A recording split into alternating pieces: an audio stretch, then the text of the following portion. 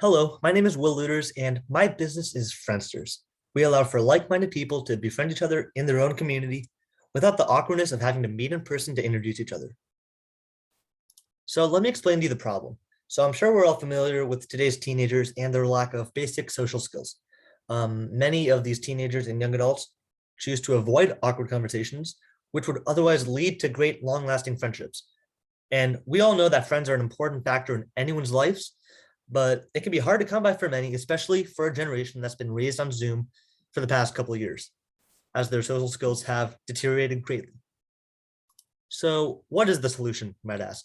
Well, the solution is Friendsterz, a platform where anyone can create an anonymous profile online, get matched with a like-minded fellow in their own community, and chat as they slowly become less and less anonymous, and they'll eventually meet to become great, long-lasting friends. This platform will feature surveys and mini games that the two parties will be prompted to play. They'll start with them both anonymous, and the app will slowly prompt them to reveal their identity, such as prompting a selfie or an answer to a survey question or which city they live in. And eventually, as they get to know each other better and better, their identities will be completely revealed and they'll be prompted to either meet on a voice call or in person, even better. So here's our competitive advantage chart. As you can see, some of our criteria includes anonymity, making sure it avoids awkwardness, making sure that it's designed specifically for making friends, making sure that it matches people within the community range. And Friendsterz obviously dominates all these aspects. Whereas Yubo, Meetup.com, and Omegle, not so much. As you can see, Yubo is definitely our biggest competitor. Now, quick reality check. I mean, Friendsterz is great and all, but one of our drawbacks is that you don't know exactly who it is that you're talking to when you're on the app, and you can't see his or her identity, which can be a drawback for many. But I will assure you that we'll have cybersecurity measures in place to ensure that both parties know that they're talking to someone who intends to create a friendship with them, and it's not just some random stranger on the internet who's trying to troll them or scam them or anything. So here's some of our biggest revenue streams. We'll start with subscriptions, which will be our biggest revenue stream. We'll have a basic plan of $9.99 a month and a premium plan of $24.99 a month. We'll also be selling ad revenue as well as merch. So here's our annual market potential. Now, you might be looking at these numbers and wondering why they're so huge and what they all mean. Allow me to explain myself. So TAM is total addressable market. We get a number of $8 billion, and we get this from looking at how much US consumers spent on non-game subscription apps in the US. So this is a very broad category, non-game subscription apps, but it is $8 billion, and that's how we get our total addressable market.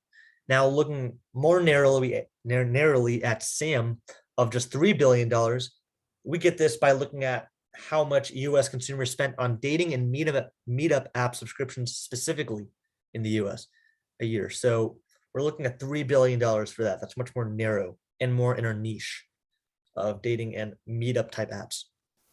And then we look at our mostly narrowed SOM, which is serviceable obtainable market.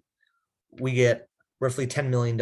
We get this by looking at our closest competitor, Yubo, and how much revenue they generated in a year, which is $10 million. Okay, so moving right along to our cost structure and our first year key components. So I won't read off all these giant numbers since you can see them right here, but I will do a quick rundown. We have staff, general overhead, including accounting, legal fees, office supplies, etc.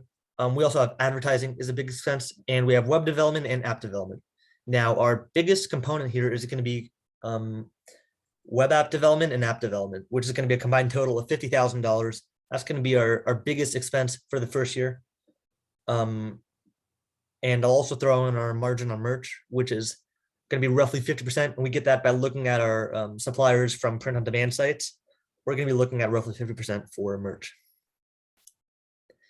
So moving on to our key resources, activities, and partners.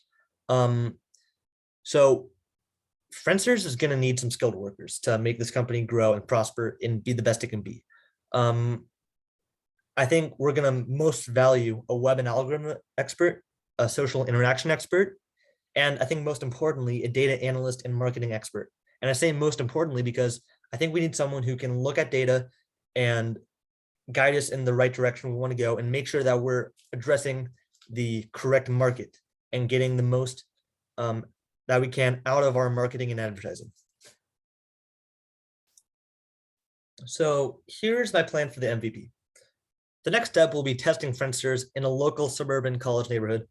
And what better place to do it than Westchester and the LMU campus?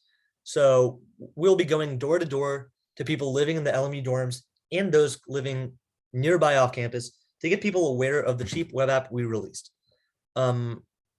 And a hypothesis I came up with is that we will get roughly 15% of LMU students and 10% of those living off campus within a mile using the app to make new friends within the first year. And this will be a cheap version of the app in our first few months of launching that will be prompting to get people living nearby campus and in the dorms to go on and to start paying for the subscriptions. So our financial ask is $400,000 of startup capital. Let me tell you why. Because we need to hire skilled staff, develop a web and mobile app, and go to market quickly and efficiently. Why now, you might ask? Well, because teenagers and young adults more than ever are struggling to make new friends, and they're being held back by social anxiety and the fear of awkward conversations.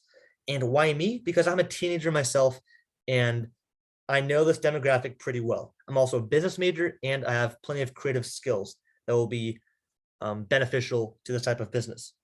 And in terms of scaling, we'll be expanding to new nearby neighborhoods, campuses, and communities all within the first year. And one of our big goals is that by year 3, we will expand all the way across the US in hopes that people will be making new friends all within their own communities across the entire US. So $400,000. If you have any questions, please feel free to email me. Thank you very much. Have a great day.